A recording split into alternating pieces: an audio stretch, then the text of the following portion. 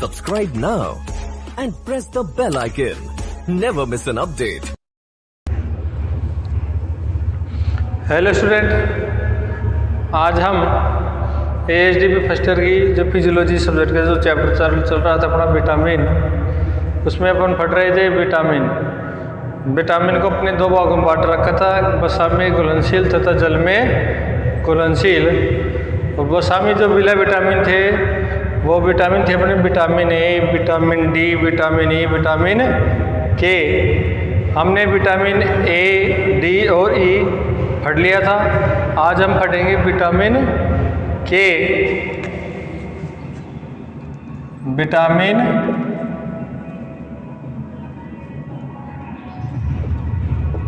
Vitamin के वसा में घुलनशील विटामिन होता है कौन सा? विटामिन के। जैसा कि मैंने आपको पहले बता दिया था कि वसा में घुलनशील 4 प्रकार के विटामिन होते हैं: vitamin A, vitamin D, vitamin E और विटामिन के। और आज हम अध्ययन करेंगे किसका? विटामिन के का। तो विटामिन के को एंटी हीमोरेजिक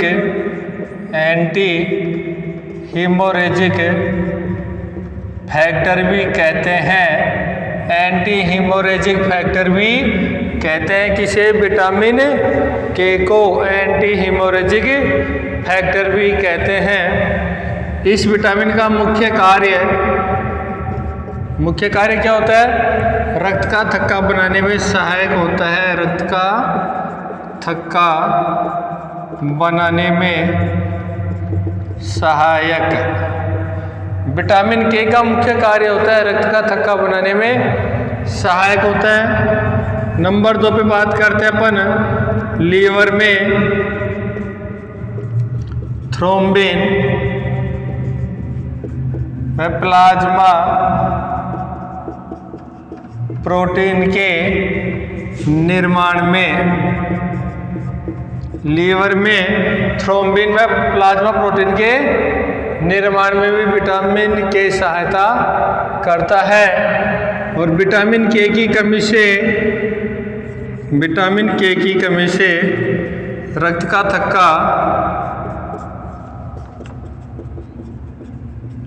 थक्का देरी से बनता है। रक्त का थक्का क्या होता है? देरी से बनता है। चोट लग जाने पर रक्त का थक्का नहीं बन पाता, रक्त का ह्रास होने लगता है, रक्त बहता रहता है। इस प्रकार से विटामिन के का मुख्य काम क्या है? रक्त का थक्का बनाना। और विटामिन के को क्या बोलते हैं? Anti haemorrhagic factor. इस प्रकार से अपना वसा में घुलनशील विटामिन कंप्लीट होते हैं। एक बार अपन दोबारा से रिपीट मार लेते हैं इनको। वसा में घुलनशील विटामिन में सबसे पहले नाम आता है विटामिन ए। विटामिन ए को अपन बोलते हैं रेटिनोल। विटामिन ए का रासायनिक नाम क्या होता है? रेटिनोल होता है। इसकी कमी से रतौंधी नाइट ब्लाइंडनेस रतौंधी रोग होता है तथा जीरोपथैलेमिया। रतौंधी रोग यदि लंबे समय तक रह जाता है, उसका इलाज नहीं करा पाते, तो वो किस में बदल जाता है? जीरोपथैलेमिया में। और जीरोपथैलेमिया में क्या होता है? जो आँख की जो कॉर्निया होती है अपनी, वो कठोर होकर सूख जाती है। सूख कर क्या हो जाती है? कठोर हो जाती है। आँख की कॉर्निया सूख कर कठोर हो जाती है, जिसे अपन क्या कह देते हैं? जीरोपथैलेमिया। तथा आँख के ऊपर निशान पड़ जाते हैं, धब्बे हो जाते हैं, पीले धब्बे हो जाते हैं, जिनको अपन बोलते हैं बिटोटस स्पॉट्स। आँखों के ऊपर सूजन आ जाती है, वहाँ पे धब्बे पड़ जाते हैं, उस कंडीशन को अपन बोलते हैं बिटोटस स्पॉट। नेक्स्ट विटामिन आता है अपना विटामिन डी। विटामिन डी की कमी से मुख्य रोग कौन सा होता है? रिकेट्स। विटामिन डी की कमी से मुख्य रोग छोटे बच्चों में रिकेट्स रोग होता है, जबकि बड़े पशुओं में ऑस्टियोमलेशिया रोग हो जाता है। इसमें हड्डियां कमज़ोर हो जाती हैं, हड्डियों में विकृति आने लगती है।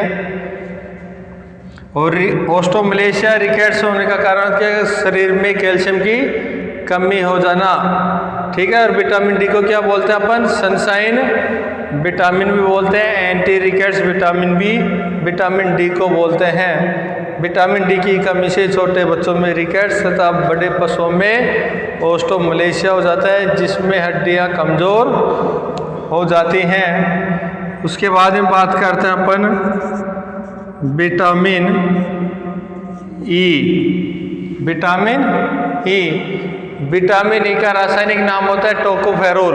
विटामिन ई का नाम क्या होता है? टोकोफेरोल। और मुख्य रूप से ये प्रजनन संबंधित विटामिन होता है। विटामिन ई प्रजनन से संबंधित विटामिन, इससे प्रजनन संबंधित बीमारियां हो जाती हैं। विटामिन ई की कमी से मादा पशुओं में बांझपन तथा नर पशुओं में नपुंसकता आने लगती है। मादा पशुओं में तो क्या जाता है? बांझपन तथा नर पशुओं में नपुंसकता आने लगती है विटामिन ई की कमी से। विटामिन ई की कमी से ही चूजों में क्रेजी चिक रोग हो जाता है, जबकि मेमनों में या मेमनों में strip lamb disease, strip lamb रोग किसमें होता है? मेमनों में हो जाता है। तथा गाय भैंस या बछड़ों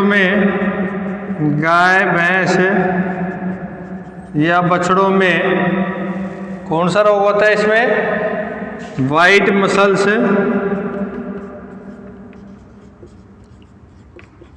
डिजीज। गाय भैंस बछड़ों में कौन सा रोग हो जाता है? वाइट मसल्स डिजीज हो जाती है विटामिन ई की कमी से।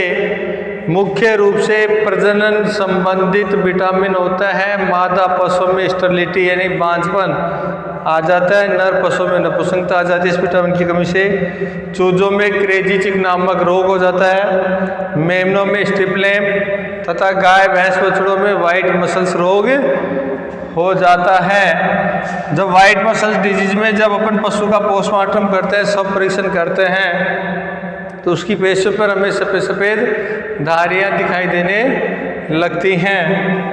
और लास्ट अपना विटामिन के। विटामिन के को बोलते हैं एंटी हीमोरेजिक फैक्टर। इसका मुख्य कार्य होता है रक्त का थक्का बनाना। विटामिन के रक्त का थक्का बनाने में सहायक होता है। लीवर में थ्रोम्बिन व प्लाज्मा प्रोटीन के निर्माण में भी सहायक होता है। इसकी कमी से रक्त का थक्का देरी से बनता है। चोट लग जाने पर रक्त बहता रहता है, रक्त की कमी होने लगती है। इस प्रकार से अपने वसा में घुलनशील विटामिन, 4 विटामिन जो कंप्लीट होते हैं। नेक्स्ट विटामिन आते हैं अपने जल में विलय या जल में घुलनशील। तो अपन बात करते हैं जल में घुलनशील विटामिन।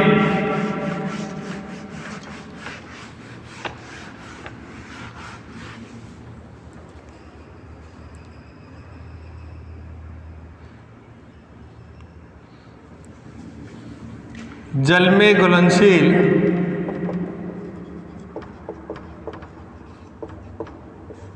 विटामिन। जल में घुलनशील विटामिन कौन कौन सकते हैं? नंबर 1 पे आता अपना विटामिन बी कॉम्प्लेक्स तथा विटामिन सी। विटामिन सी जल में घुलनशील 2 प्रकार के विटामिन होते हैं, विटामिन बी कॉम्प्लेक्स और विटामिन सी। तो सबसे पहले अपन बात करते हैं vitamin C. Vitamin C, vitamin C को बोलते हैं अपन एस्कॉर्बिक एसिड। एस्कॉर्बिक एसिड के नाम से भी जानते हैं विटामिन सी। विटामिन सी को एस्कॉर्बिक एसिड के नाम से भी जानते हैं। मुख्य रूप से विटामिन सी, जैसे आपको पता है कि विटामिन सी किसमें पाया जाता है? खट्टे फलों में, आंवला, नींबू, संतरा, इनमें विशेष रूप से विटामिन सी पाया जाता है।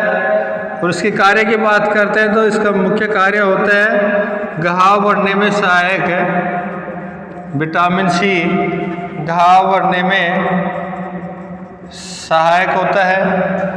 नंबर 2, कोलेजन तंतुओं के निर्माण में, कोलेजन तंतुओं के निर्माण में तथा प्राणियों में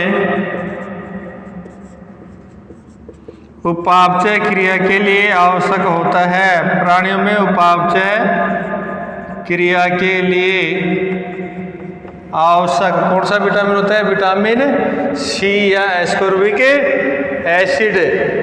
विटामिन सी को अपन एस्कॉर्बिक एसिड बोलते हैं, जो कि जल में घुलनशील विटामिन होता है। इसका मुख्य कार्य घाव बढ़ने में सहायक होता है, कोलेजन तंतुओं के निर्माण में तथा सभी प्राणियों में उपापचय क्रियाओं के लिए आवश्यक होता है।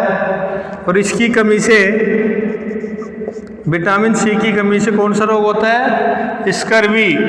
विटामिन सी की कमी से स्कर्वी रोग होता है, जिसे अपन नाविकों का रोग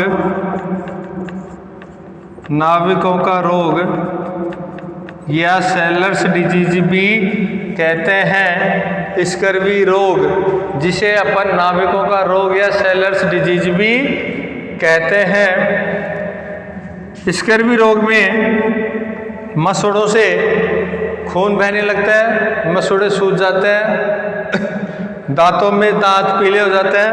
अपन ये भी कह सकते हैं कि दांतों में क्या हो जाता है? पायरिया रोग, ठीक है ना।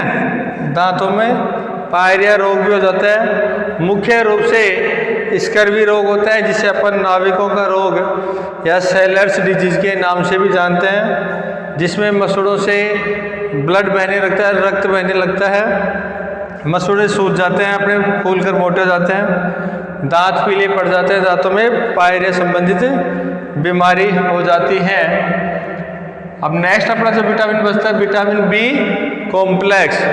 अब ये नेक्स्ट विटामिन अपन अगले वीडियो में पढ़ेंगे, जिसमें विटामिन बी कॉम्प्लेक्स कंप्लीट एक साथ पढ़ेंगे। विटामिन सी को एक बार दोबारा देख लीजिए। विटामिन सी जल में घुलनशील विटामिन होता है, उसका नाम एस्कॉर्बिक एसिड। विटामिन सी को किस नाम से जानते हैं? Ascorbic acid. मुख्य रूप से खट्टे फलों में पाया जाता है, आंवला, नींबू, संतरा आदि में पाया जाता है।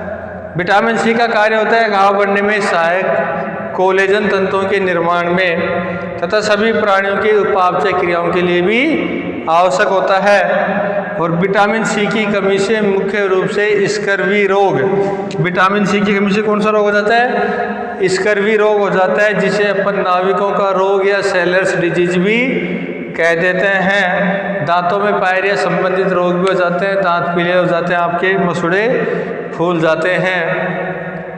तो नेक्स्ट अपन विटामिन बी कॉम्प्लेक्स अगले वीडियो में पढ़ेंगे। थैंक यू, धन्यवाद।